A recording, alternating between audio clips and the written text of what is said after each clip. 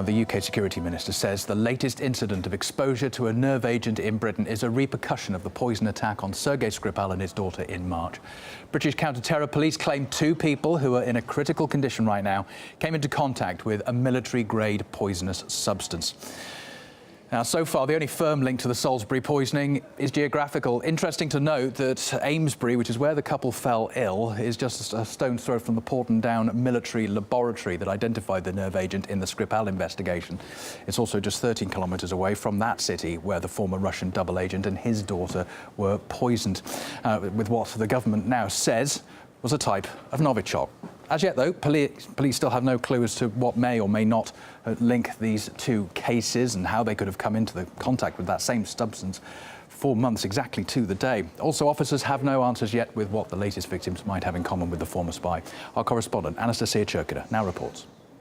It certainly looks like the dramatic Novichok saga continues yet again following this on Saturday, this couple being discovered just miles away from Salisbury where the so-called original Novichok poisoning took place, certainly raising lots of eyebrows about what and how could these 2 alleged poisonings could be connected to one another. And it's certainly now been over 24 hours since this has been declared a major incident by UK officials. However, we don't know how this couple could have come into contact with Novichok, whether or not they're connected to the original Skripal incident. So certainly lots of questions now, and certainly much more serious questions to be addressed now that this is a second Novichok-related case within the vicinity of where the first one happened. And while all of those questions are, of course, yet to be addressed by officials that are now going to be certainly working around the clock to try to figure out what this case is, we do know that some of the connections, of course,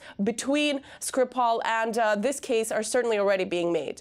Based on the evidence we had at the time of the Skripals attack, we would still assert to a very high assurance that Russia was behind this attack, or the Russian state was behind this original attack. The working assumption would be that these are victims of either the consequence of the previous attack or something else. Well, of course, immediately the press headlines also followed suit, dragging Russia back into the spotlight. It didn't have to wait very long for that to occur. And certainly now police will be clearly working around the clock, especially given the millions and millions of pounds that have been dedicated to the cleanup process of the area that was said to have been contaminated in Salisbury, with now the question of whether or not this couple could have come in contact with whatever was left there or in any other way, certainly going to be on the radar. And it has to be made clear, of course, that the extent of the threat to the people living in Salisbury and now Amesbury and in the areas nearby seems to be not confirmed, with officials seemingly having different opinions on this.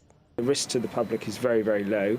5 sites have been around Salisbury and Amesbury have been cordoned off as a precaution. And of course, it's important for us all to remember not to pick up items that you don't know what they are. That's all highly precautionary, but obviously very sensible advice. While officials are trying to connect any pieces together and figure out what exactly is going on with all this Novichok, locals in those areas are indeed concerned. I've got a 10-year-old son. We live literally 2 seconds away. He plays out here with his friends. So yeah, very alarming. We are with a major incident on your doorstep in a residential area.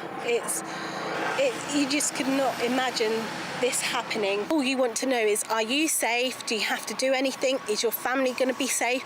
Is there going to be a further escalation? Everyone is extremely surprised and I guess scared when you live in the area and these incidents are coming closer and closer to you.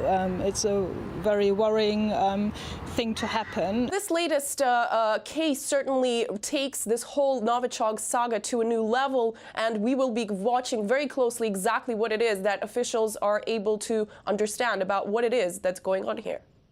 And as Murad Gazdiev now explains, there are a lot more questions now than answers.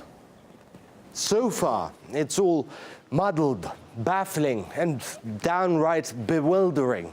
No one, not even the British press, has any inkling or presumptions as to how this could have possibly happened. A man and a woman, one a registered heroin addict, exposed to presumably a Novichok nerve agent. So many questions. First off, locals are terrified. again. Last time the government promised they had cleaned everything up, decontaminated and licked everything clean. And now this. How could this have happened? They've now retracted, saying that first of all it was possible linked to Salisbury, then it was possible drug related. So none of us have been kept in any information by the police. It'd be nice to know something as we live here, but yeah. I'm a little bit worried now that we don't know what's going on, because I have my children come here and there are other parents who live around here, and none of us have been kept in the loop. And again, the government is urging people not to worry. Apparently, everything is safe. Again. Second big question. I spent weeks traveling, meeting military chemists, going to laboratories, learning about the Novichoks. It's a group of different nerve agents, 60-odd of them. Most Novichok varieties decay quickly. So if the substance is left out in the open, it decays to air, to water, and loses its toxicity if it isn't in a huge pile. But the third and perhaps biggest question: how have these two survived so far? Same with the Skripals. How? This is one of the deadliest substances in the world. Look, one drop of a Novichok in liquid form is enough to kill 10 average-weight men. And now you have these two who were found and treated hours after being exposed. If inhaled, symptoms appear and death follows in minutes. If it gets on the skin, symptoms and death can take from minutes to hours. Political commentator John White believes the authorities in the UK are being inconsistent with their statements on the Skripal probe. Well, this just reminds us of the scandal at the heart of this issue, which is not Russia's alleged involvement, but is the investigation itself, because this is an investigation regarding the Skripal poisoning at the beginning of March, which has been typified by shifting narratives, contradictory information, and the kind of inconsistencies that would seem to suggest that the narrative has been lifted straight from the pages of a Pink Panther movie script starring Peter Sellers as Inspector Clouseau. First, we were told that Novichok was the most lethal nerve agent known to man, and that the slightest exposure to it would result in almost instant death. Then, when it became clear that the Skripals were making a miraculous recovery, we were told that it was because that they were treated in time with an antidote.